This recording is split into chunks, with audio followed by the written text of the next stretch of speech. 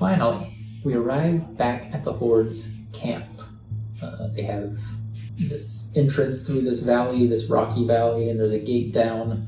They show up. They ask, there's a little call and response sort of passcode thing. They ask Hank how he got there. He said, "My faith led the way." And they say, "Yep, it's Hank. Open it up." So in they go. As they're walking in, Sid is complaining about how pitiful all their latest recruits are. Everyone that they've been converting lately, they're not good. And you may remember that Sid is very anxious to sort of conquer the Outlands. That's how he came into the Hangman's Horde. He came in with the understanding that their whole purpose was to rule the world, basically, starting with the wilderness. And so that's where his mindset has been stuck all along. And so he's still trying to come up with plans of how they can do that.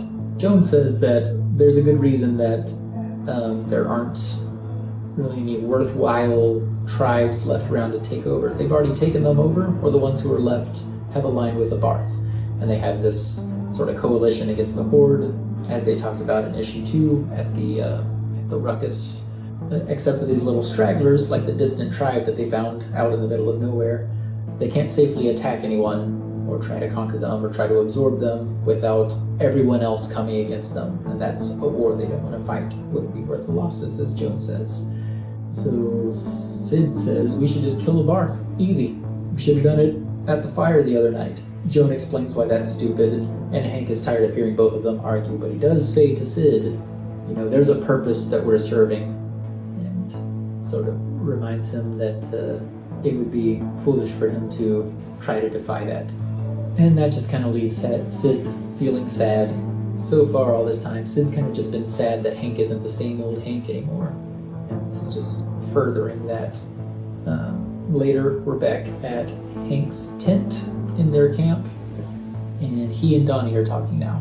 And Donnie's telling him, after his conversation with the Mystic, where the Mystic sort of convinced him it would probably be worthwhile, it might be worthwhile for him to follow through with this plan of his brother's, because as much as he believes in his own point of view, he also strongly believes that what Donnie has to offer is also truth. And as a result of that conversation, Donnie has come to Hank and said, "Okay, I will do this thing. I will go with you through the tunnel into the city, and I will speak the message of the vision, even though I'd rather understand it better before I do so, even though it's never helped us a ton before. I will do this with you. But 2 conditions. I only want to tell it to people who actually want to hear it. I don't want to force this on anyone." Hank agrees immediately. "And I want you to spare the Mystic. I don't want you to kill this teacher of mine." And Hank does not agree. Hank explains why they must do it. It's necessary for the whole thing that they're doing. It's part of the effort to... Hank's strategy, as he explains, is basically they're cutting off the head of these philosophies of lies. He wants to do this with the Mystic, so that the Mystic's followers see that whatever he was preaching about isn't true. They don't see him ascend or fly up in the sky or whatever they're expecting to happen from the sort of lofty talks that he gives. And in the same way, he believes this is what we can do with Boomtown. We can get the people on our side instead of fighting against all the people by exposing the lies of their leaders. So it's all the same thing we're doing. This is just sort of a mini version of it. Donnie doesn't like it, but Hank is a man of action, and he puts these plans in place and he carries them out. And Donnie knows that it's going to go the way that it's going to go. So after he talks with Hank, he's talking to Joan, complaining that his brother is really good at arguing. His brother's really good at putting things in a way where he doesn't really have a way that he can best him in the conversation. And Joan, who sees Donnie's point and agrees that the Mystic shouldn't have to die, but she also sees Hank's point of view with the Horde being who they are, and she kind of sees Hank's point that the only way to get them on our side with this new shift where it's no longer about going to war with Boomtown and, ruling the world like Sid would have it. It's going to require some diplomacy. We're going to have to work with the towners who we've made our enemy for many years.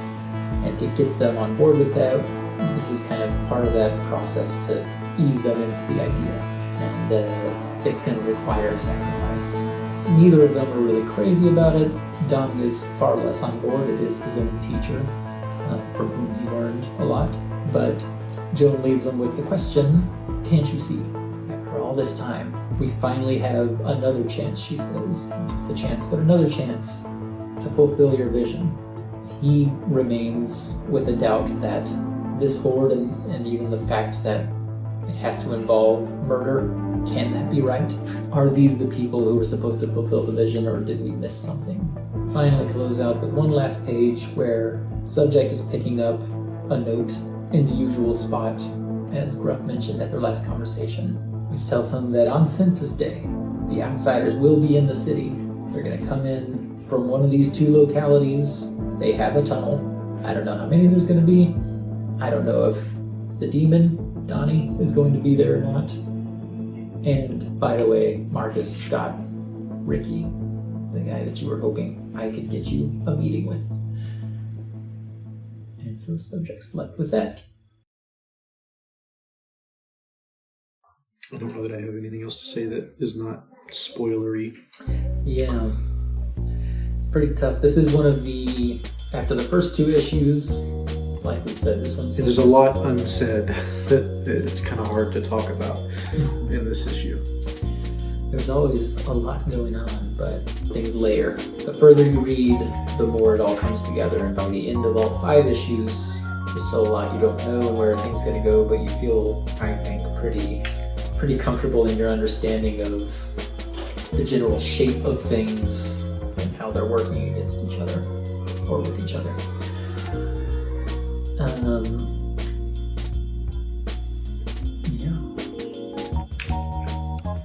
About 2 minutes before every video ends, I go, Is that it? yeah. Yeah. Mm-hmm. Yeah. Oh, actually, I think usually I say, like...